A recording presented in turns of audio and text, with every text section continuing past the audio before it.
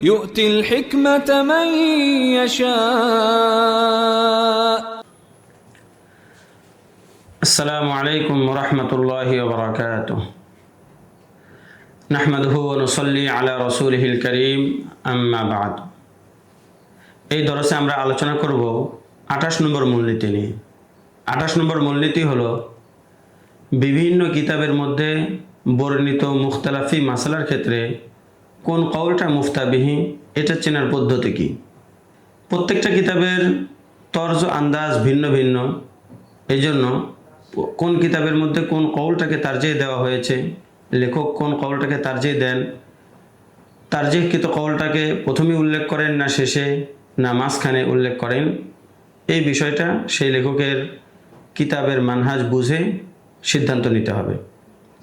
এখানে উদাহরণস্বরূপ কয়েকটা বলা হচ্ছে।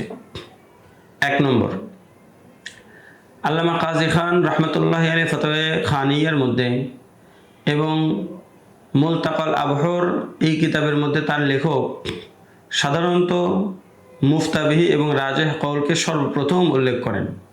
সুতরাং খানিয়া এবং মুলতাকাল আবহরের মধ্যে উল্লেখিত সর্বপ্রথম কওলটা হবে রাজেহ এবং মুফতাবিহি কওল। 2 নম্বর,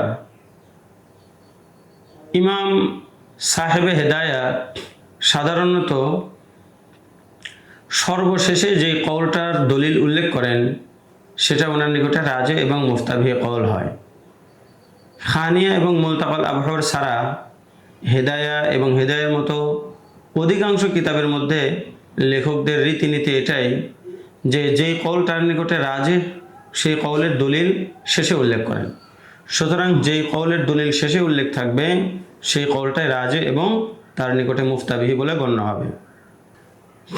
3 নম্বর কায়দা হলো, যখন কোনো লেখক কোনো মুখতালাফি মাসালার মধ্যে একাধিক কওল বর্ণনা করেন কিন্তু শুধুমাত্র একটা কওলের ইল্লত বা দলিল বর্ণনা করেন আর অন্যান্য কওলের দলিল বা ইল্লত বর্ণনা করেন না, বুঝতে হবে যেই কওলের দলিল বা ইল্লত বর্ণনা করেছেন সেই কওলটাই ওনার নিকটে রাজেহ মুফতাবিহি। তাহলে আমরা 28 নম্বর মূলনীতি সম্পর্কে আলোচনা করলাম। পরবর্তী দরসে আমরা 29 নম্বর মূলনীতি নিয়ে আলোচনা করব ইনশাআল্লাহ তাআলা। আসসালামু আলাইকুম ওয়া রাহমাতুল্লাহি ওয়া বারাকাতুহু।